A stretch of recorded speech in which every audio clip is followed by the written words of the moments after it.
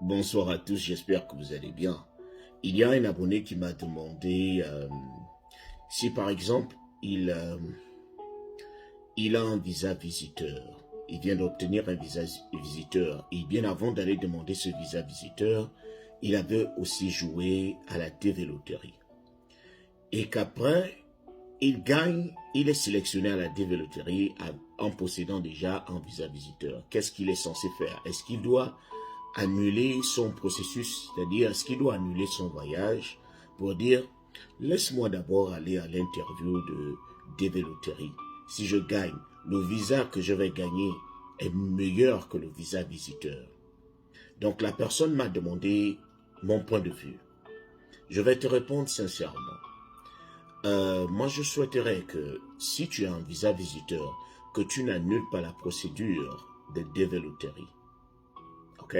Mais avec ton visa visiteur, si tu peux venir, si tu peux voyager, venir faire un petit tour et tu retournes, tu aurais au moins respecté les contrats de ton statut. C'est-à-dire, tu es allé à l'ambassade des États-Unis en leur demandant un visa visiteur et tu leur as dit que tu ne voulais pas venir rester. Tu es venu, tu as respecté ce contrat. Maintenant, tu peux leur expliquer, parce que je sais qu'à l'interview de DV Lottery, on va te demander comment. On reconnaît ici que tu as eu un visa visiteur. Comment se fait-il que tu aies un visa visiteur et tu cherches maintenant à aller immigrer aux États-Unis?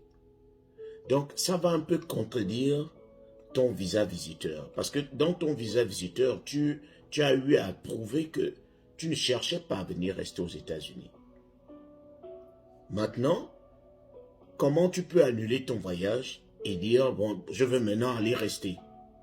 Moi, je souhaiterais que tu fasses du genre, tu voyages, tu viens aux États-Unis en attendant que ton interview soit prévue.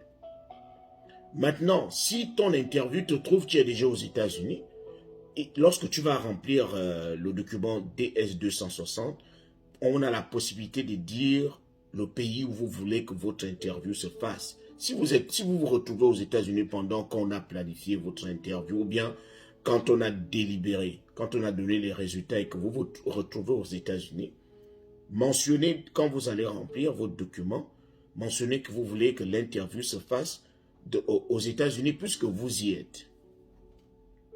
Donc vous allez expliquer, lorsqu'on va vous interroger, vous allez dire, bon, je pense que c'est une pierre deux coups. Je suis venu ici en tant que visiteur, mais je me suis aussi dit, bon, pourquoi ne pas tenter l'autre procédure? Donc j'ai trouvé que le pays était intéressant, j'ai trouvé que c'était un bel endroit pour que je passe avec ma famille.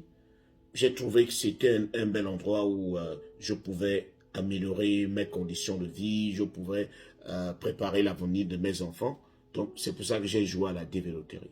Au moins, dans ce concept-là, dans cette condition, tu aurais respecté ton contrat. Le premier contrat était de venir aux États-Unis et de ne pas rester.